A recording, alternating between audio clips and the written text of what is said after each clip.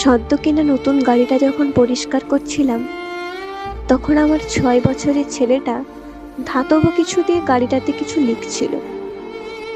খুব শখের গাড়ি, তাই রাগ সামলাতে না পেরে লেখা অবস্থায় ছেলের হাতের উপর আঘাত করলাম। রাগের মাথায় খেয়াল করিনি যা দিয়ে আঘাত করেছি সেটা ছিল লোহার একটা পাইপ।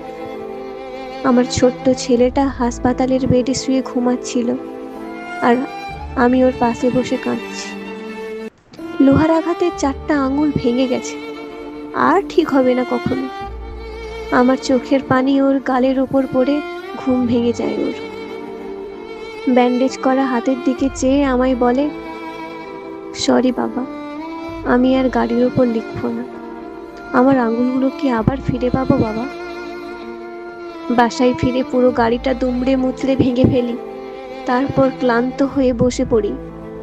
আমার চোখ পড়ে গাড়ির গায়ে ছেলের লেখাটার ওপর, লাভ ইউ ড্যাড।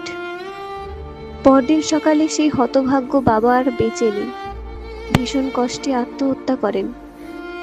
তার নিথর দেহের পাশে একটা চিরকুট পড়েছিল, তাতে লিখেছিল, anger and love have no limits, the choice is yours.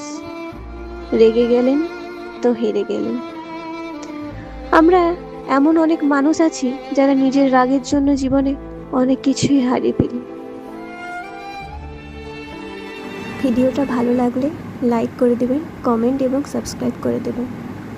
Thank you.